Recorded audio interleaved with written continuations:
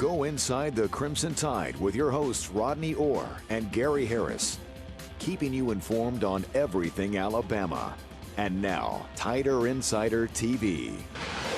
And good evening, everybody, and welcome into Tider Insider Television. Still across the studio from Rodney Orr from Tider Insider, I'm WVUA 23 Sports Director Gary Harris as we continue to space out and social distance here in the studio. 647 yards and 48 points. Not used to that.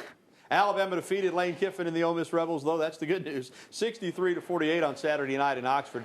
The Tide definitely had to work for it, but the offense looked fantastic. Mac Jones completed 28 of 32 for 417 yards and 2 touchdowns. He also boasted the highest QBR of the week with a 96.5 and is ranked second overall in this season in QBR at 95.3, closely following, you guessed it, Ole Miss's Matt Corral, who added to his as well. Najee Harris had a day for himself. 23 carries, 206 yards, and 5 touchdowns, tying the program record with Sean Alexander and son Antonio Beard for most rushing touchdowns in a single game. With the Georgia game on the horizon, Harris says the idea of playing a tougher defense is only making him and the offense wanting to prove even more that they can play better. Or really anybody motivate more, but like Georgia, you know, if you look at what they've done, Tennessee last game, I think giving up 1 yard, I think, rushing. I'm not too sure what it was.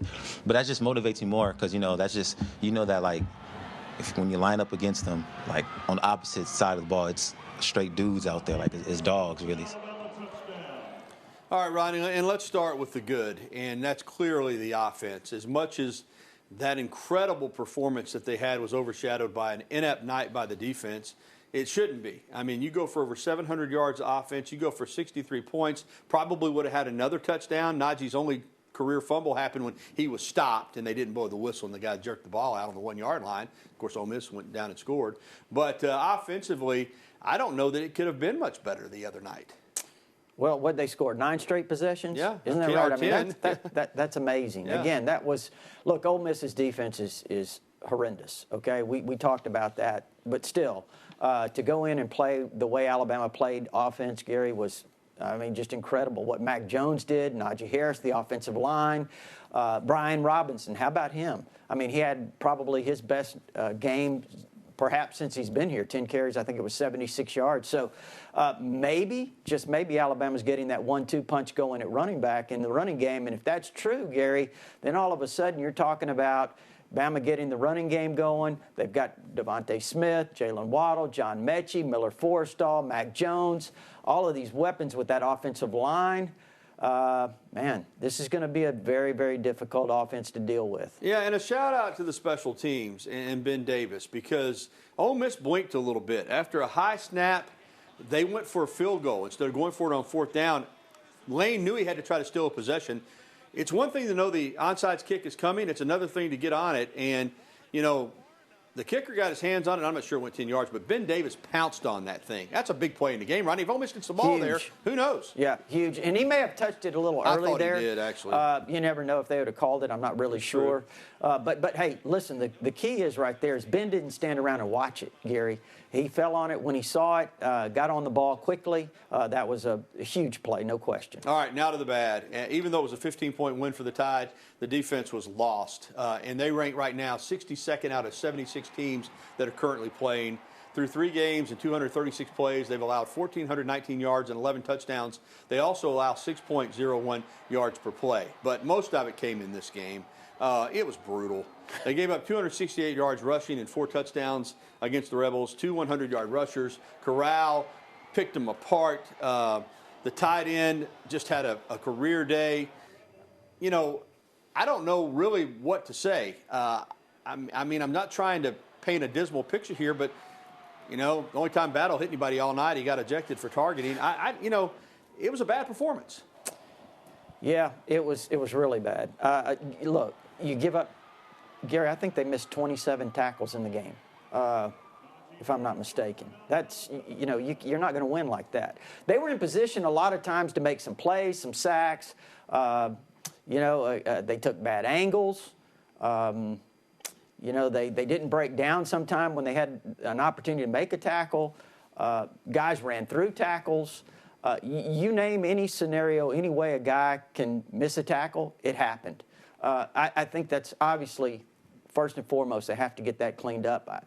And I think, too, Gary, look, talking to a lot of people, Nick Saban said this last night or yesterday on his Zoom call, and talking to some other defensive coordinators, when you have a lot of young players, it's kind of a complicated system. And going against Lane Kiffin, he's a guy that formationally, he can really get you confused, and I think you saw a lot of that. Alabama had a very difficult time getting lined up, and Nick Saban kind of confirmed that yesterday when he said, we've got to go back and look, are we trying to ask these guys to do too much? I think they do have to simplify. That's just me. I think they have to simplify, give these guys something that they can be confident in doing, because listen, a lot of people are now saying a lot of these players overrated. I don't think they're overrated. First of all, they're young. It takes time to develop. And I think they've got to do some things that they're confident that they can do. All right. Also, one or two maybe about trying out some other guys. I mean, they've got a lot of highly touted recruits, and maybe put some more defensive linemen in there, linebackers, give them a shot in the game. All right, it's time now for Coach Talk. Head coach Nick Saban was obviously not happy with the performance of the defense on Saturday night. He knows there are things that have to be repaired before the next game, which is a huge one, and that mistakes just can't keep happening. So you mentioned two players that have experience, but we have 11 guys out there at once. So it only takes one guy to make a mistake. And when everybody gives it my bad one time, that's 11 mistakes. Well, that can be a lot of yards. And, we've had some guys that have made multiple mistakes, and we either have to get it fixed or replace them. And we're going to work in every endeavor to try to get better. Believe me, no one's satisfied with the way we played. All right, and we'll have more on the Georgia game coming up. But you heard Coach Saban's assessment on experience. And I understand, Rodney, they are playing some young players. But, a lot of people are. And the bottom line is there's a standard here. And I understand what he's saying about, one guy on one play makes a mistake. You do that 11 times, it's 11 bad plays. But the other night, you try to find a good play. I mean, the bottom line is, we're not really overreacting. That was a shocking performance by an Alabama defense that, quite frankly, we knew Ole Miss would give them some trouble, but nobody could have foreseen this. They looked lost. I think that's the issue. It's trying to find a good play in the game. Mm-hmm. Yeah, there's no question. I mean, they did. They did look extremely confused, Gary. It was alarming watching that. But at the same time, I go back to this, too. The average defensive scoring in the SEC given up last weekend was 33 points. I mean, obviously the game's changed dramatically. That doesn't really excuse, that's not what I'm trying to get at, Alabama's performance. But a lot of these teams are, defensively having a difficult time defending some of these other offenses that similar to what we saw Missouri, what they did to LSU, and then obviously what happened in Oxford. So, again, there's a lot of things going on here, a lot of young players for Alabama, and hopefully they can get something simplified. Now, listen, this week, and I know we're going to talk more about Georgia, but it's a totally different style of offense. What they saw last week, that was a very, very difficult preparation. This week, it's a different kind of challenge, but I think it's a challenge that kind of fits more into Alabama's wheelhouse. Yeah, well, in fairness to Nick Saban, you remember it, Rodney, 7 or 8 years ago when they started changing all these rules and all the, the pop passes and guys blocking downfield and throwing the ball. He asked then, is this what we want football to be? And now we're seeing it. You're right. It's just tough to play defense these days for anybody. It's a different kind of game. All right, Alabama men's golf won the Blessings Collegiate Invitational last Wednesday up in Fayetteville, Arkansas. Seniors Wilson Furr and Davis Shore and sophomores Tyler Lipscomb and Thomas Ponder all finished in the top 20 for the men. No other team had more than 2 golfers in the top 20. Great victory for Alabama. Their first win as a team since the spring of 2019. Alabama women's golf placed 10th at the tournament. Senior Polly Mack finished 6th in the women's rankings. Well, still to come on Tider Insider Television, Alabama soccer played a close one on Saturday against a really good team. And coming up, we'll be getting your phone calls, emails, and tweets. And also, we'll be talking about the Georgia Bulldogs. Obviously, they're a strong, strong team. And as I said, we'll also get to those phone calls in just a little bit as well. 205-348-WVUA is the number, 348-9882. You can email us or tweet at us as well. We'll be right back with Tider Insider TV after this break.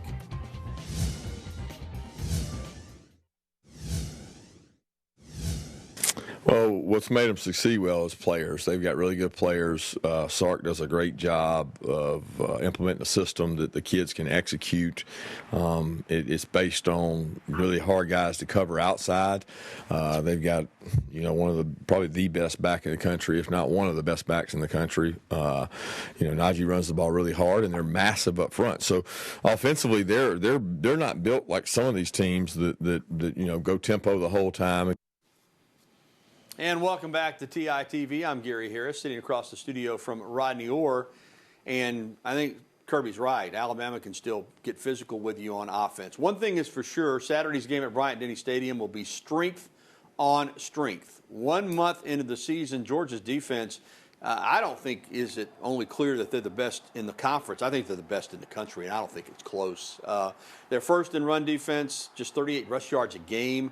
Georgia has yet to allow a rushing touchdown this season. In the second half of last week's win over the Vols, Georgia surrendered less than a yard per play. The Vols were held to minus 1 yards rushing after halftime. We're talking about how the game's changed, Rodney, but Georgia defensively is still looking like they're playing in 2008. I mean, they are shutting people down. Look, they're extremely talented, Gary. There is no question about that. They've got massive inside players that are dominant. Look at that. Monty Rice stripping the ball, running it in for a touchdown. Two really outstanding inside linebackers, Rice and Nakobe Dean. On the outside, they have some really good pass rushers.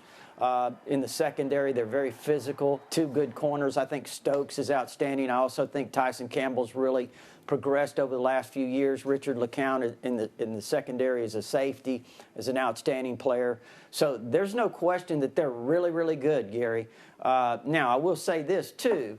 The competition that they faced so far, you're talking about Arkansas, Auburn, and Tennessee last week. Tennessee looks an outstanding team, got a great offensive line, solid running game. Very impressive what they did against that running game. But they don't really have a quarterback that can threaten Georgia.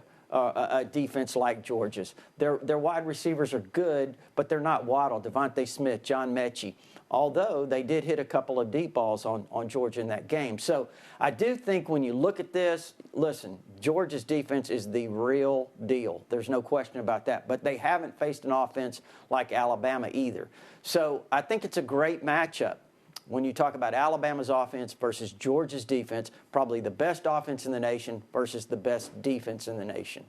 Indeed, and we understand Alabama's defense is going to face Georgia's offense in the game too. But let me ask you, Rodney, head up. Which group do you think is more dominant, Alabama's offense or Georgia's defense? Well, listen, I always favored defense, Gary, when you're talking about a game, a great defense. But I've seen a lot of tremendous defenses. I've seen over the years, tremendous defenses get on their heels when you're facing an offense that's really balanced, one that can run, one that's not afraid to throw it down the field, has these playmakers that you see that Alabama has. So, again, that's why I think it's a great matchup. You really can't predict who has the advantage, but again, I can't imagine that Alabama will see a better defense this year than what they'll see Saturday night. It is going to be some kind of game. Well, Alabama soccer took on third-ranked Arkansas at home this past Saturday. Lost a heartbreaker, 2-1 in overtime. Arkansas redshirt senior Kayla McKeon shot the first goal of the game, making it 1-0. But Alabama sophomore Macy Clem, who's going to be really good, came back in the 40th minute to tie it up with her first goal of 2021. 2020-2021 season. So they go to OT, and Arkansas freshman Ava Tankersley scored the overtime shot. So tough loss for the Tide against a really strong team. Well, Alabama volleyball's opener is postponed due to COVID-19 concern and cases with Missouri. The announcement came Monday morning as the Tigers were prepared to face Alabama this Saturday in Tuscaloosa. The matchup has been rescheduled for October 21st and 22nd. No information on the players from Missouri who tested positive, but they will not play this weekend. Well, still to come on TITV, Alexa Garachi's magical run takes her all the way to the French Open doubles final. We'll see if she was able to finish off the Grand Slam Championship. That's coming up next. And also your phone calls, emails, and tweets. 205-348-9882 is the number. Go ahead and get through now. We want to hear from you. Know you got some thoughts on the Ole Miss game and the Georgia game coming up. We'll be right back with more TITV after this.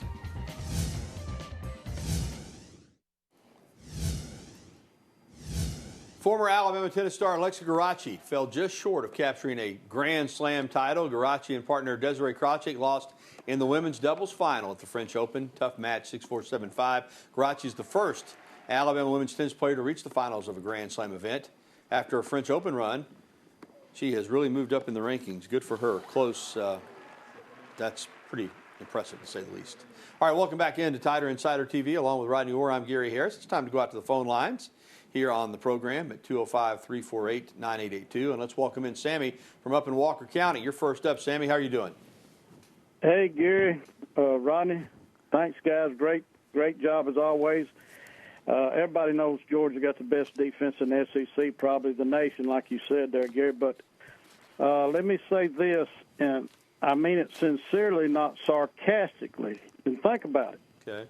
If Alabama's defense can improve just a little bit, not really that much, will they be a clone to the 2019 Bengal Tigers? Think about it. All right, Sammy, we will. I mean, I think you're right. Offensively, Alabama has looked to be special so far. No doubt about it. And defensively, I think they're better than they showed the other night.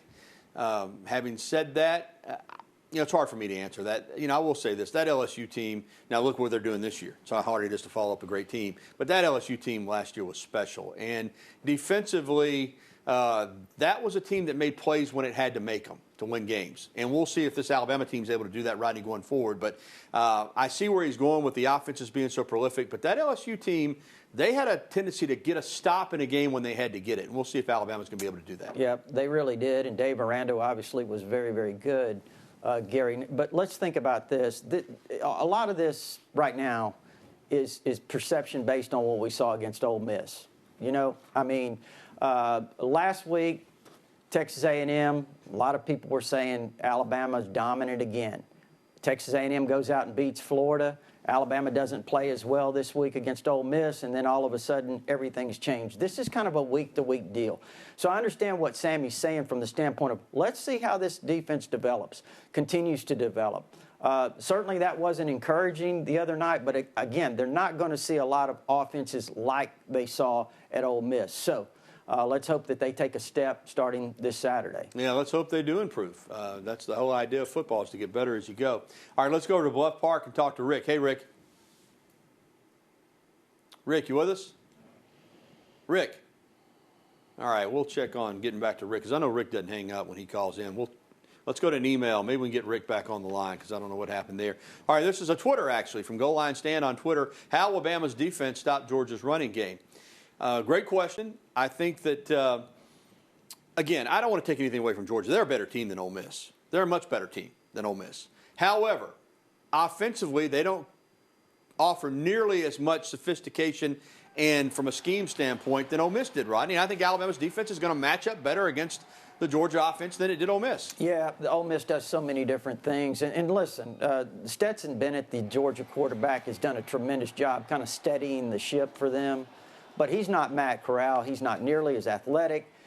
You showed Corral's stats there, leads the nation in passing. Lane Kiffin's very imaginative. What Georgia does, Gary, they line up kind of like some of the older Alabama teams. They just try to gut you. They run it with their physical running backs that they have, Zamir White, Kenny McIntosh, those guys, and they have several of them. They run behind that big offensive line, and they pick their shots throwing the football with Stetson Bennett. So just a completely different way of doing things. They're going to rely on their defense and their running game primarily, which is certainly not something Ole Miss does. All right, we'll be back with more TITV right after this.